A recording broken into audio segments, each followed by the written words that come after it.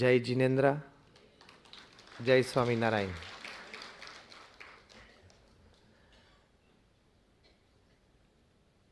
આજની આપણી આ વાતનો વિષય મને એવો આપવામાં આવ્યો છે, મારો પરિવાર ખુશહાલ પરિવાર. એટલે કે મારો પરિવાર ખૂબ સુખી પરિવાર બને. આપણે બધે એની માટે પ્રયત્નશીલ છીએ, પણ કદાચ આ વિષય સાંભળીને તમને પહેલો જ પ્રશ્ન મનમાં એમ ઉદ્ભવતો હશે કે અમે તો એક સંત છીએ, બાલ બ્રહ્મચારી છીએ, અમારે પોતાનો પરિવાર નથી અને પરિવાર હતો એ છોડીને આવ્યા છીએ. અને સ્વામિનારાયણ સંપ્રદાયની પ્રણાલિકા પ્રમાણે એકવાર દીક્ષા લે પછી લાઈફ ટાઈમ કોઈ દિવસ પરિવારજનને મળી ન શકે, એની સાથે વાતચીત પણ ન કરી શકે, એમને જોઈ પણ ન શકે. એ સ્વામિનારાયણ સંપ્રદાયનો પંચવર્તમાનમાંથી અમારો એક વર્તમાન છે. એટલે તમારા મનમાં સાહજિક પ્રશ્ન થાય કે આ જે વાતનો જેને અનુભવ ના હોય એ વાત ઉપર કેવી રીતે વિમર્શ કરી શકે, કારણ કે અમને પારિવારિક જીવનનો કોઈ અનુભવ નથી. પણ એક બહુ જ સરસ પુસ્તક મેં કોરોના ટાઈમ્સ દરમિયાન વાંચેલું. પુસ્તકનું નામ હતું the $1 trillion coach. $1 million coach નહીં, $1 બિલિયન કોચ નહીં, $1 ટ્રિલિયન કોચ. આ પુસ્તકમાં how a footballer he trained IT executives એની બધી વાતો લખેલી હતી. અને સામાન્ય આઈટી એક્ઝિક્યુટિવ્સ નહીં, આ ફૂટબોલર, a પ્રોફેશનલ ફૂટબોલર અને thereafter a football coach Bill Campbell, એમણે ગૂગલ કંપનીના માલિક લેરી પેજને ટ્રેન અને કોચ કર્યા છે.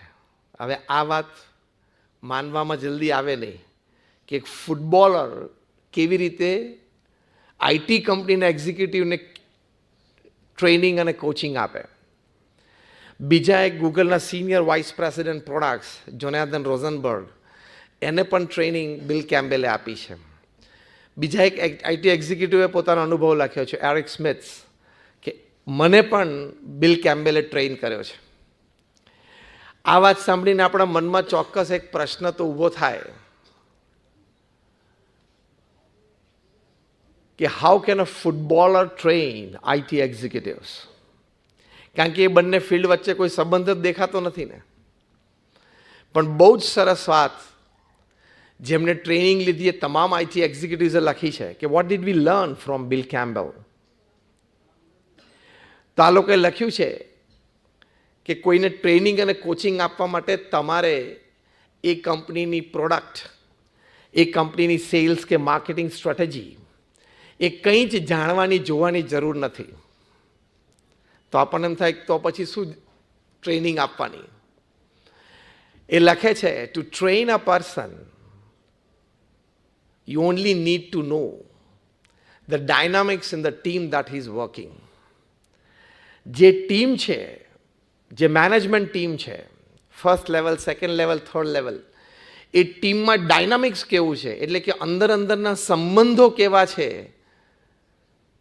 એકબીજાને કેટલા સમજી શકે છે ટીમમાં, એકબીજાને કેટલા સ્વીકારી શકે છે ટીમમાં, એકબીજાના વિચારો પ્રેમથી, શાંતિથી સાંભળી શકે છે, વિમર્શ કરી શકે છે, એ સંબંધો દરેક ટીમ મેમ્બર્સના કેવા સ્ટ્રોંગ છે, એની ઉપર જ બિલ કેમ્બેલ એ પોતે ટ્રેનિંગ આપતા. કારણ કે પોતે કહેતા કે individual talent can win matches but only a team work can win tournaments. એ એમના ફૂટબોલના અનુભવ પરથી કહેતા. એ પ્રિન્સિપલ એમણે એપ્લાય કર્યો આઈટી એક્ઝિક્યુટિવ્સની સિનિયર મેનેજમેન્ટ ટીમ્સમાં કે ઇન્ડિવિજ્યુઅલી તમે બુદ્ધિશાળી છો, હોશિયાર છો, ટેલેન્ટેડ છો, પણ તમારે ગ્રો થવું હોય, જાયન્ટ એમએનસી તરફ જવું હોય તો તમારે team work, team dynamics proper જોશે. એટલે સારાંશ રૂપે વાત એ છે કે ટ્રેનિંગ અને કોચિંગ માટે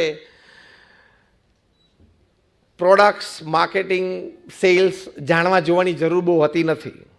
મુખ્ય નિર્ણાયક વ્યક્તિઓ છે અને અંદર સંબંધો કેટલા છે ને એ જ અગત્યનું છે. બાકી quality, quantity, sales, marketing is a by product of the unity in the top team.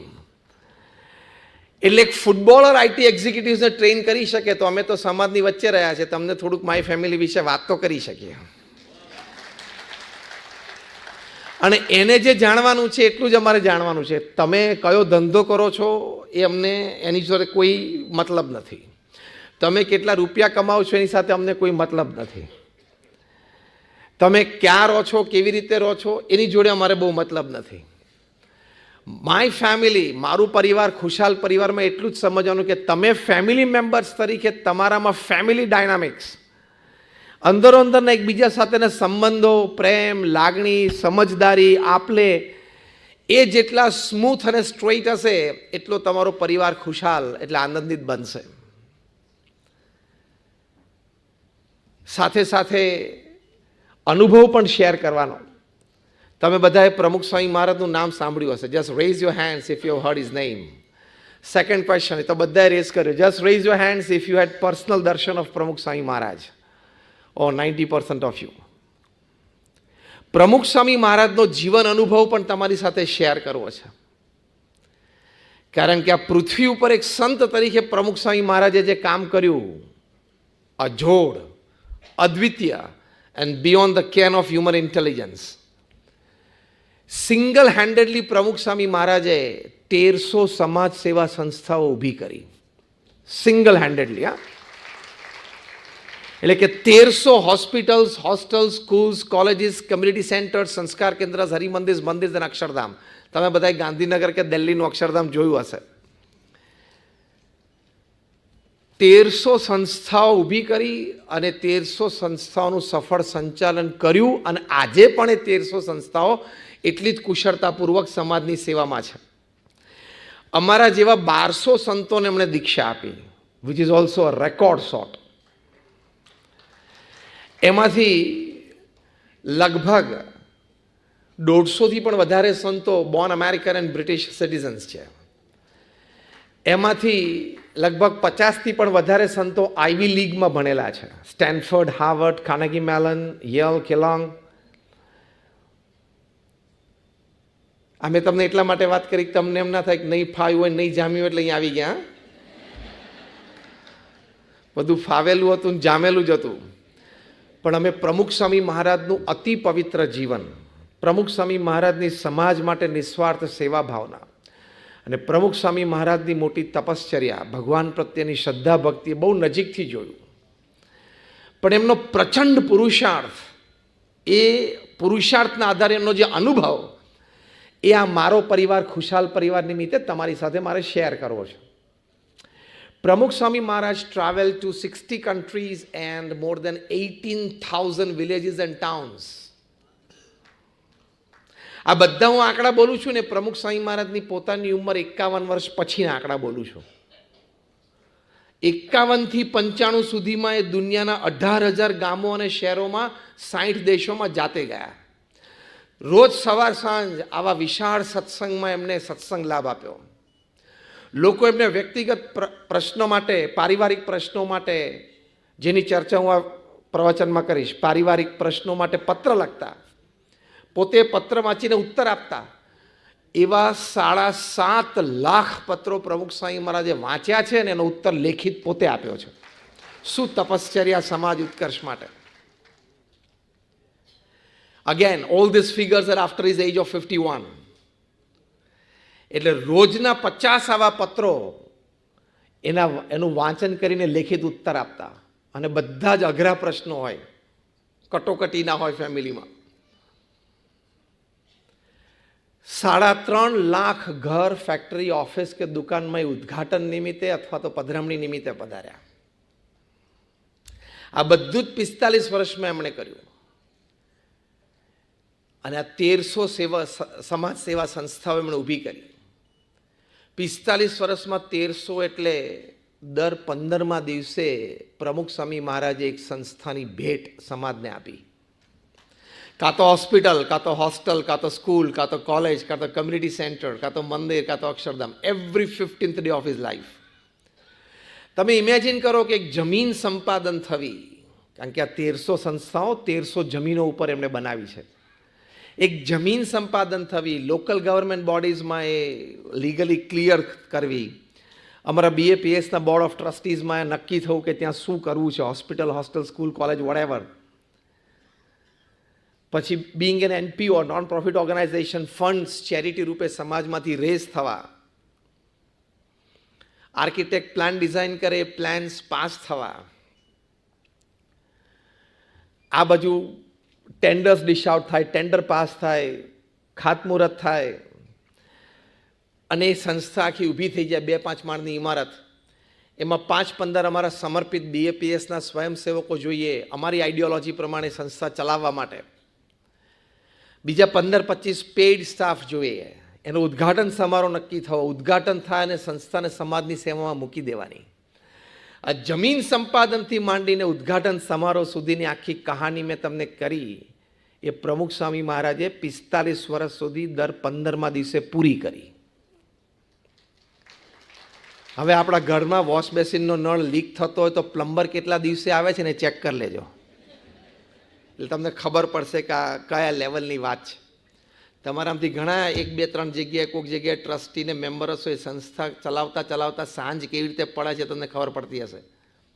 1300 institutions is a world record. પૃથ્વી પર કોઈ સમાજ સેવક, કોઈ સંત એણે આ કક્ષાનું કામ નથી કર્યું. એની માટે ગિનિસ બુક ઓફ વર્લ્ડ રેકોર્ડ્સે 6 વખત પ્રમુખ સ્વામી મહારાજ માટે લખ્યું. એમાં એક વખત લખ્યું કે is the master builder of the 20th century.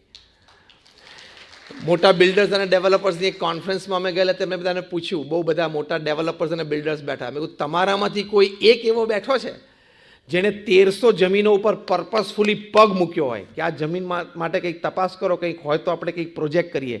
પર્પઝફુલ footfall on a land, 1300 different lands. આખા ભારત દેશના પ્રતિષ્ઠિત ડેવલપર્સ અને બિલ્ડર્સ બેઠા હતા, કોઈ હાથ ઊંચો ના કર્યો. ત્યારે મેં કહ્યું પ્રમુખ સ્વામીએ 1300 જમીન સંપાદન કરી અને 1300 પ્રોજેક્ટ પૂરા કર્યા, અને એ પણ non residential, non commercial project, બાંધીને વેચવાના નહોતા. 40 લાખ લોકોને એમણે વ્યક્તિગત મુલાકાત આપી. સવાર, બપોર, સાંજ કલાક મુલાકાતોમાં બેસતા, એના પ્રશ્નો સાંભળતા અને જવાબ આપતા. 4 મિલિયન પર્સનલ ઇન્ટરેક્શન્સ વિથ પીપલ. દુનિયાના 40થી 50 ઓન પાવર પ્રેસિડેન્ટ્સ, પ્રાઇમ મિનિસ્ટર્સને વ્યક્તિગત મળ્યા છે. BAPSમાં એમણે 85,000નો અમારો વોલેન્ટિયર ફોર્સ ઊભો કર્યો. Again all figures after the age of 51, કારણ કે 51 એ ગુરુપદે આવ્યા. એમનો જનસંપર્કનો જે વિશાળ અનુભવ એ તમારી સાથે આજે આ પ્રસંગે શેર કરવો છે. માય ફેમિલી હેપી ફેમિલી, મારો પરિવાર ખુશાલ પરિવાર માટે સમાજની ધોરી નસે જાણતા હતા.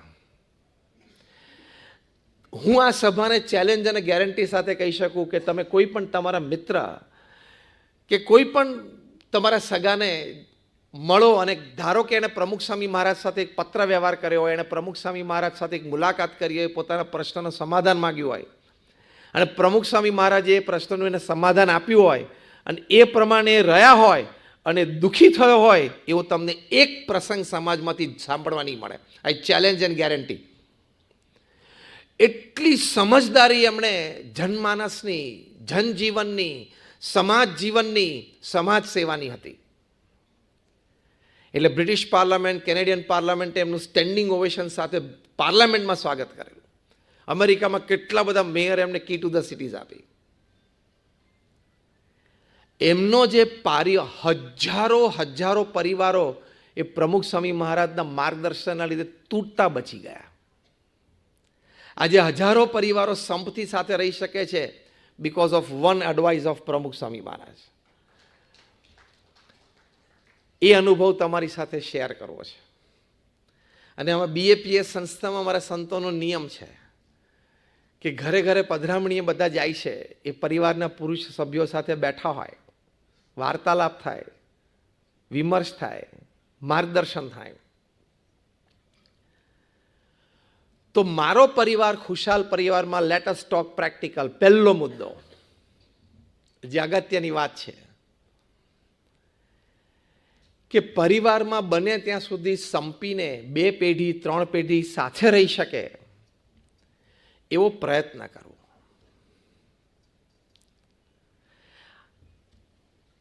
જ્યારે જોઈન્ટ ફેમિલી હતા ત્યારે લાભ એનો એ હતો કે દાદા દાદીના ખોળામાં બેસીને આપણે સારી સારી વાતો સાંભળતા હતા. કેટલા લોકો અહીંયા બેઠા જેને આવો લાભ મળ્યો છે? Just raise your hands.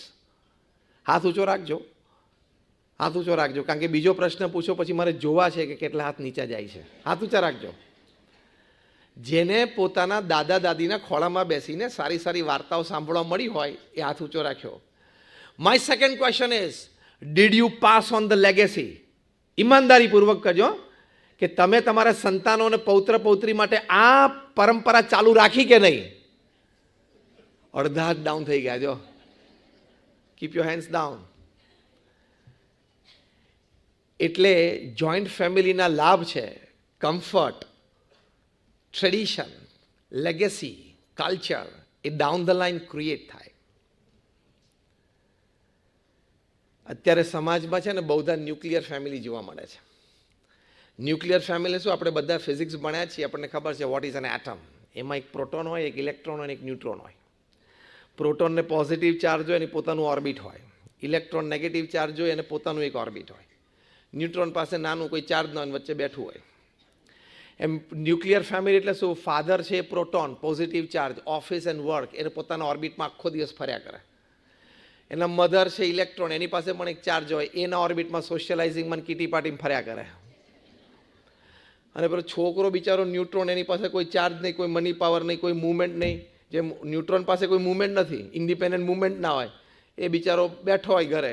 અને જેમ એટમમાં ન્યુટ્રોન વચ્ચે બેઠો અને પ્રોટોન ઇલેક્ટ્રોન આજુબાજુ ફર્યા કરે પણ કોઈ નજીક ના આવે, એમ પેલો બિચારો છોકરો હોય પણ પેલા બે એના સર્કલમાં હોય, કોઈ નજીક જ ના આવે, ના તો એ નજીક જઈ શકે.